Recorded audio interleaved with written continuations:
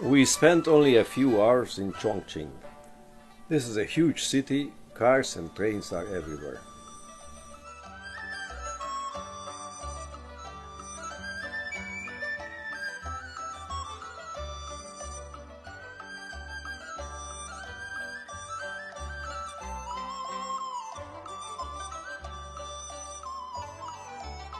We were taken to the city zoo where the main attractions, of course, are the pandas. We admired them quite a while. Their whole life seems to be revolving around eating bamboo shoots.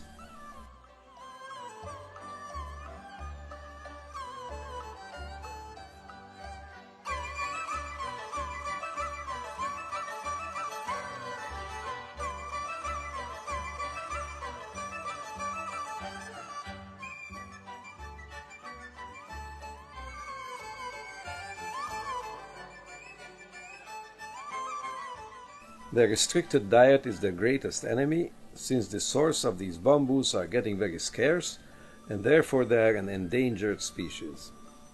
They are very cute, but ignore the visitors completely. They are all housed separately.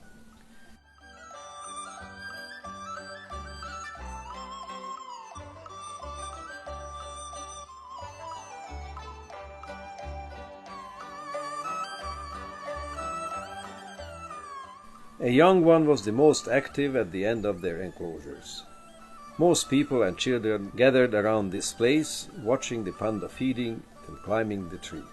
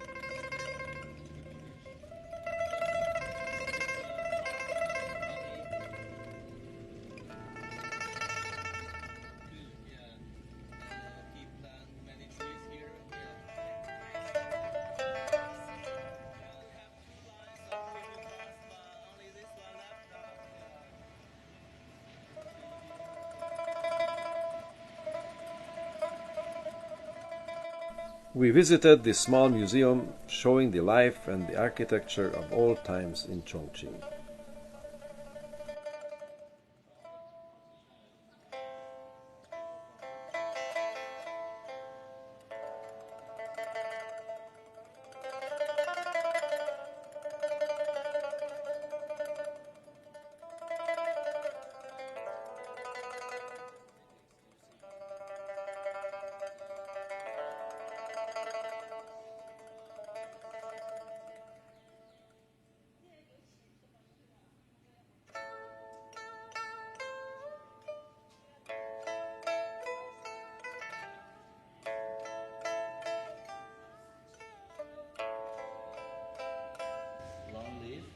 Just want happiness and long live for money and different things, right? And they will sign their name on the back.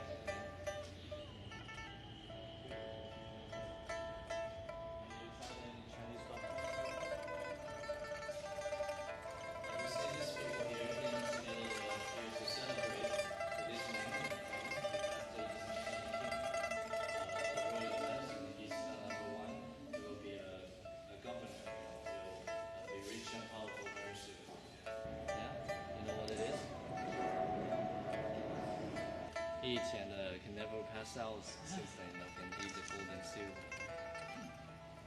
And you see so it's Chinese people's favorite dragon. It's a lion body. It's a lion body, but it's a baby dragon. Looks like We have briefly visited the Liberation Monument in the heart of downtown. This is a plain-looking clock tower that commemorates the communist defeat of the Kuomintang forces in 1947. The guide seemed quite keen on this place. Obviously it was on his list of the must-see items. It is in the middle of a busy shopping district. This was the last stop in our brief visit to the city. From here we went straight to the harbor and boarded the Princess 8 ship that became our home for the next 3 days.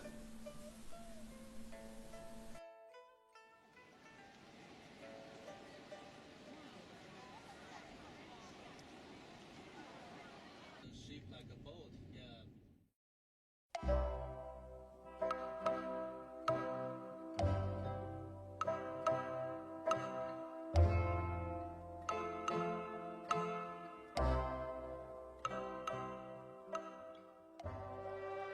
The first evening was a celebration. The captain greeted us at the entrance of the dining hall, and the entire crew lined up to make us feel important.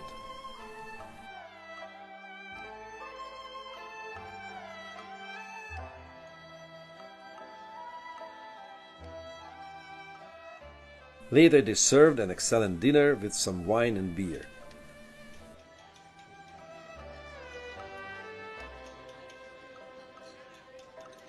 Good evening, ladies and gentlemen. Welcome to President Cruise number 8 and take part in the Captain's Welcome Banquet. To extend our warmest welcome to all of you.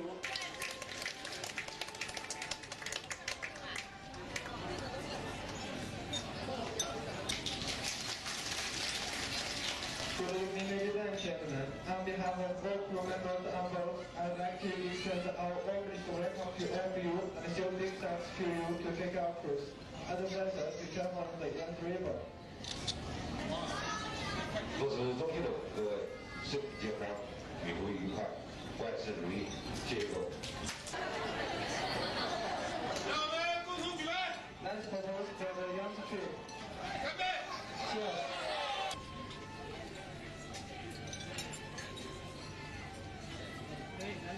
New Zealand, cheers New Zealand.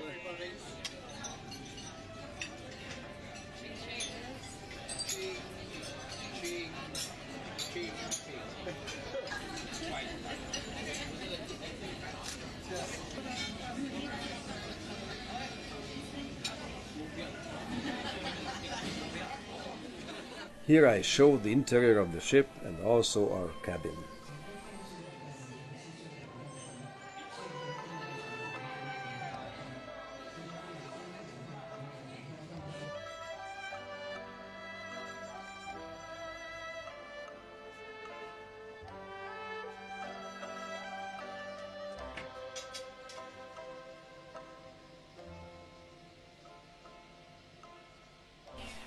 After dinner, there was a dance and music show on the top level bar.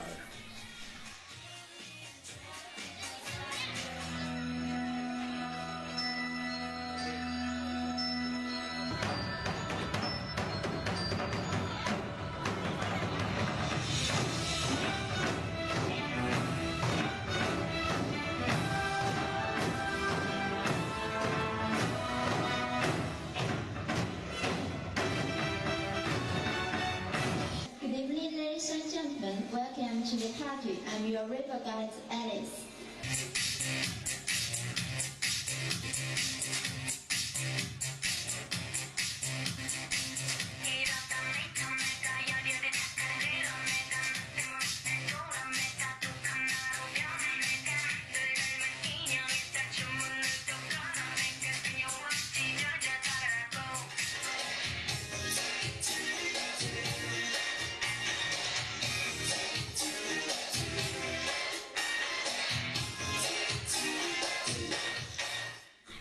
Our cruise started on that evening in Chongqing, and after 3 nights on the boat we disembarked in Yichang. The entire journey covered about 650 kilometers. We traveled quite a bit during the first night and the morning, and in the first afternoon we made a stop and an excursion at Shibaozhai Temple. We disembarked and walked surprisingly long to the seemingly closed temple on a very hot and humid afternoon. First we went through the town full of sellers and vendors. We reached a suspension bridge that was quite an unexpected challenge to walk upon. The dramatic 12-story red temple is described as the Pearl of the Yangtze.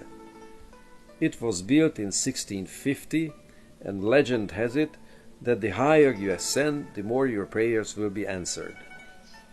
It was really worth climbing up the steep steps for the panoramic views of the river. On the top we walked around the temple to see the inside.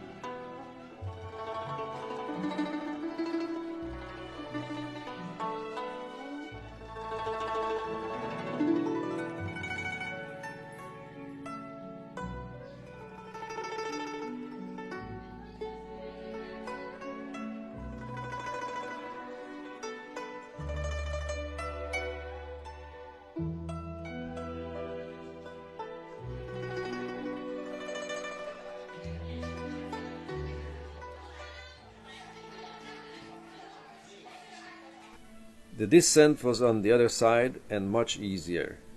The whole journey lasted nearly 3 hours.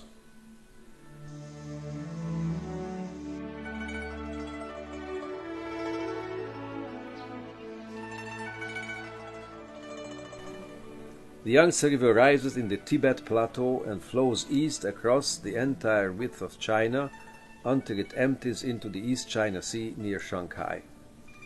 At 6,225 kilometers, it's Asia's largest river and the third longest river in the world after the Nile and the Amazon. Historically, it has marked the division between North and South China. A cruise along this mighty river in a country that was close to the outside world for centuries is a real voyage of discovery. It was only in the late 1970s that China began to develop its tourist industry, and to many outsiders it is still a land shrouded in mystery, making it an exciting and fascinating destination for even the seasoned travelers. The most dramatic part of the river is the 230-kilometer-long Three Gorges region, boasting spectacular landscapes with misty mountains, sheer gorges, lush green bamboo groves, and riverbanks.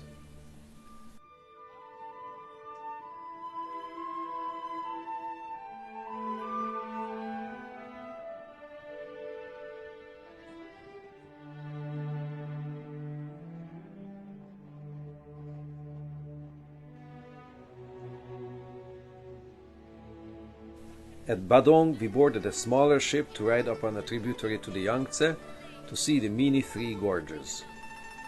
The last part of this trip was on small boats driven by manpower. This was one of the most beautiful sights we have seen. The dam project raised the level of the river here by 100 meters, so all the villages had to be transplanted way up to the mountainside. Kind of thing. No girl, love him. The Bible boatmen have a different work.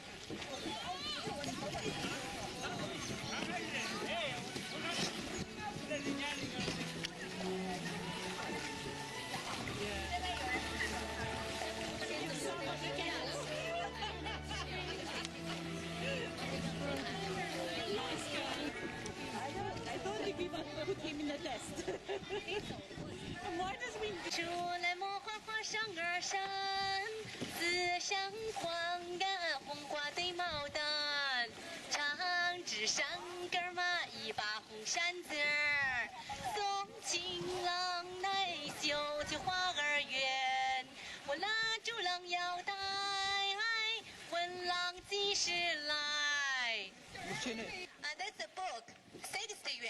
Together, 100 yuan.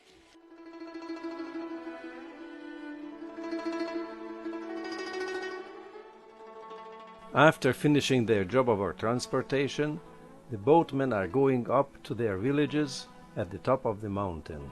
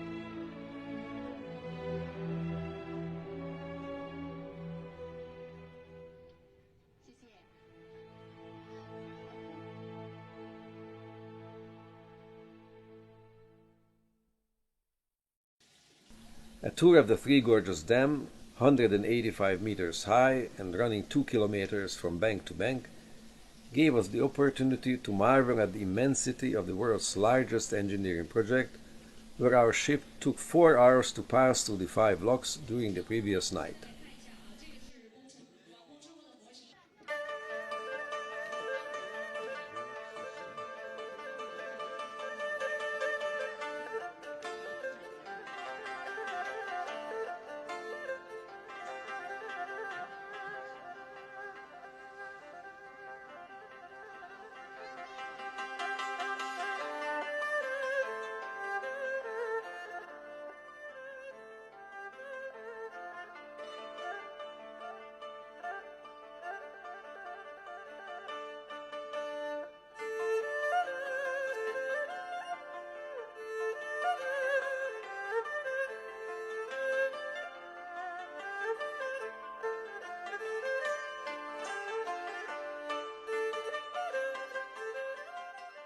A tour gives an overview of the dam, locks and largest hydroelectric power station in the world, as well as insight into the pros and cons of China's largest construction project since the Great Wall.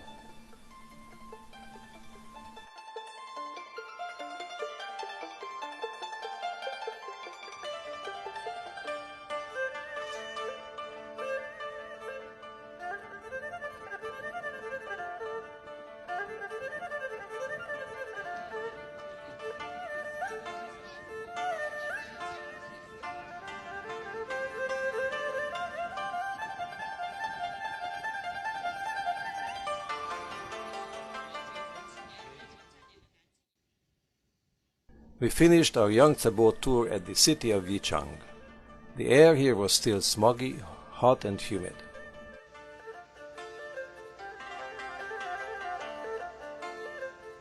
We were taken by a microbus to a private restaurant where we had an excellent lunch. Our guide explained that in this region of China the potato is more cultivated than rice. The food was very tasty and plentiful. After finishing one course, the next came swiftly. Fish, beef, chicken, pork was on the menu with lots of vegetables.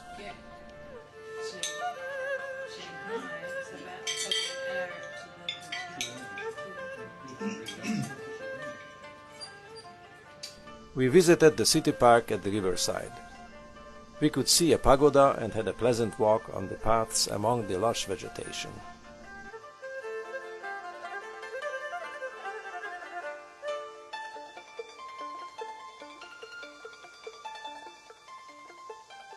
We have seen pomelo and flowers.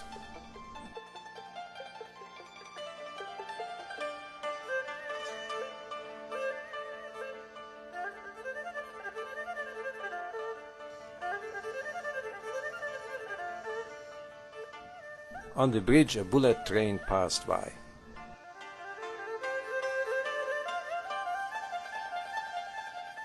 We have seen simple but effective exercise machines by the walkway.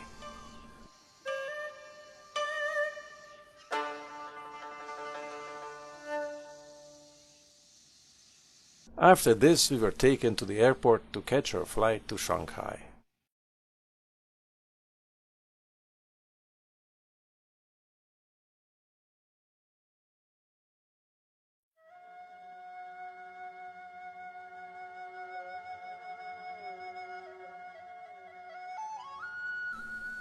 Shanghai is the largest Chinese city by population in the world, with a population of more than 24 million as of 2014. It is a global financial center and a transport hub. Located in the Yangtze River Delta in East China, Shanghai sits on the south edge of the mouth of the Yangtze. Shanghai is a popular tourist destination renowned for its historical landmarks such as the Bund and Yew Garden, as well as the extensive skyline, many skyscrapers and major museums, including the Shanghai Museum. Shanghai is split in two by the Huangpu River. Puxi is the west side of the river, and Puxi's older 19th century central part of the city, and while Pudong is east of the river, with a massive new high-rise development since the 1980s. The Bund, located by the bank of the Huangpu River, contains a rich collection of early 20th century architecture, ranging in style from the neoclassical to the Art Deco. One of the most famous architects working in Shanghai was László Hudek, a Hungarian architect between 1918 and 1947. Some of his most notable Art Deco buildings include the Park Hotel and the Grand Theatre. The Pudong skyscrapers rank among the tallest in the world. The most prominent examples include Shanghai World Financial Center, which at 492 meters tall is the tallest skyscraper in mainland China and ranks third in the world. The Shanghai Tower, completed in 2015, is the tallest building in China, as well as the second tallest in the world, with a height of 632 meters.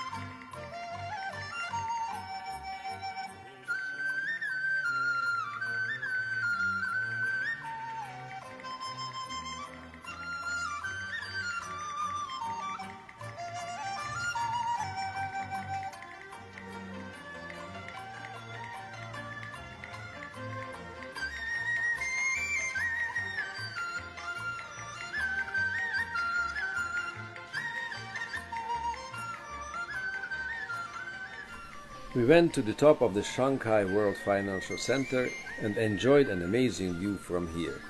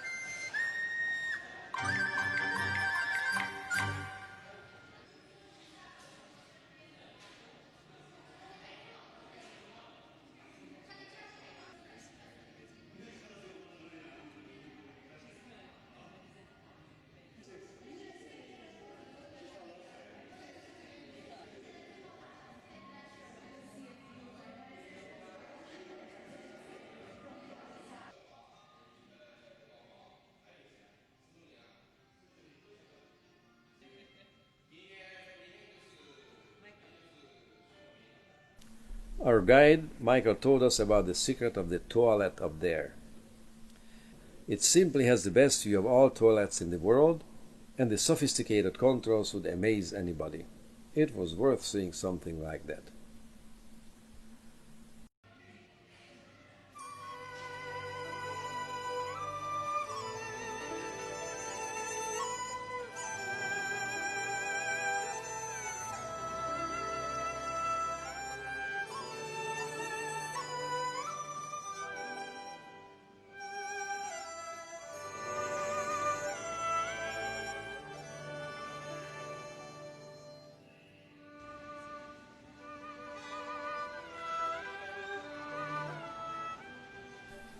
The Shanghai Museum has one of the best collections of Chinese historical artifacts in the world, including a large collection of ancient Chinese bronzes.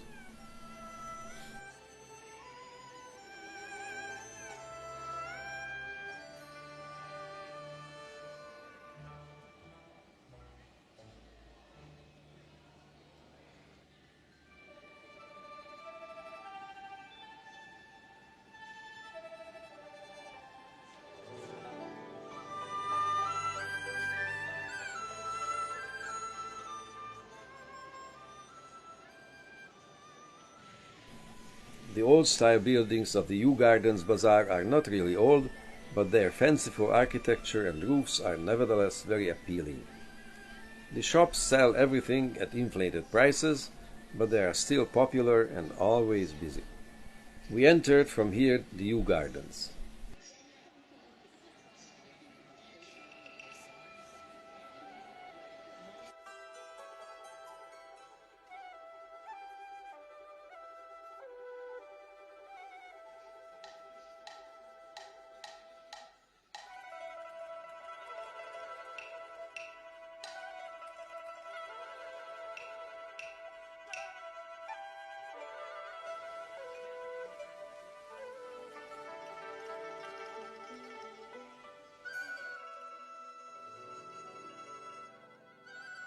Popular parts of the garden are the Great Rockery that recalls the peaks, caves, and gorges of southern China.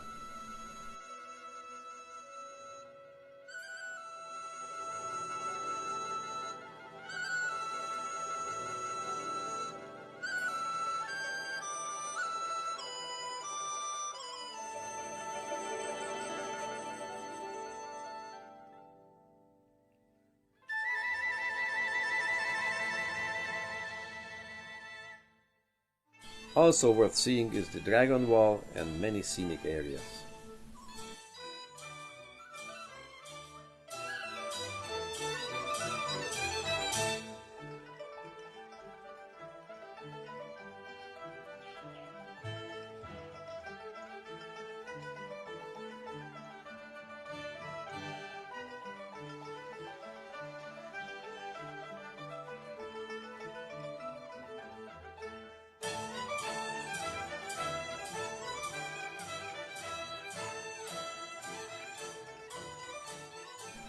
A number of areas in the former foreign concessions are also well preserved, the most notable one being the French concession. The French concession is the area of Shanghai that was established for the French government to administer from 1849 until 1946.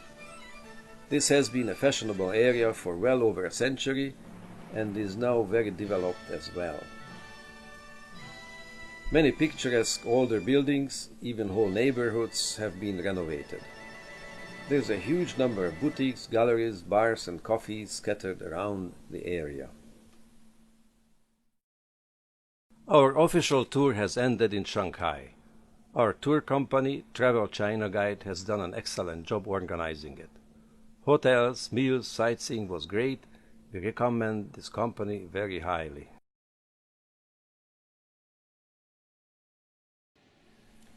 On our last day, we made a trip on our own to Suzhou by fast train.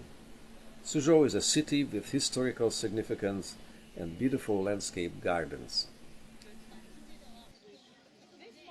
We had considerable difficulties finding our way in the town. We found the Hambong administrator's garden, but our tour of the canal system did not turn out the way we expected. It was difficult to find someone with sufficient English to get reliable information. The garden was nice, and we met our Shanghai guide leading this time another group of tourists. We walked around quite a bit, following the group, but they were too slow, so we went on our own way most of the time. It was crowded here as well, that made the walk less enjoyable.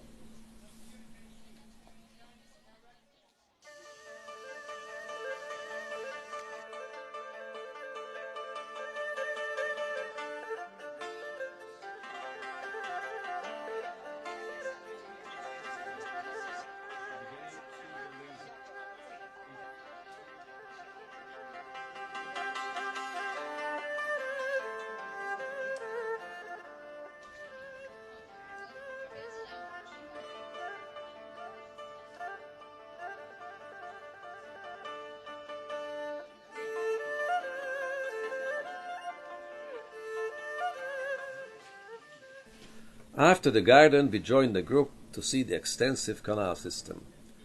Unfortunately, the canal tour was poorly organized and for Chinese people only. The boat was frighteningly tight and crowded and did not go the way we expected. Somehow I survived the shock, but was mighty glad when we had a chance to escape the rest of the tour.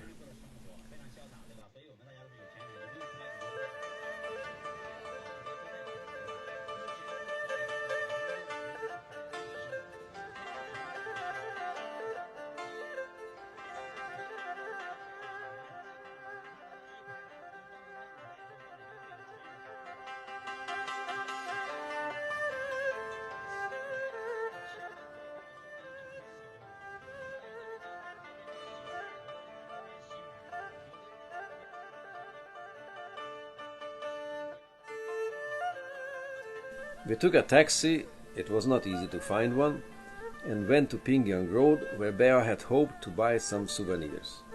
This was also a failure. Another taxi finally deposited us at the railway station, and I was extremely happy to be on our way back to Shanghai at speeds close to 300 kilometers per hour. That was the end of our Chinese adventure. There was only a long journey to home to survive. We flew to Tokyo and from there non-stop to Washington. The flight was not as hard to tolerate as I had expected, but transferring to the Ottawa plane in Washington was a nightmare. Long lineups, bad organization, and bureaucracy almost caused us to miss the plane despite 3 hours of layover time.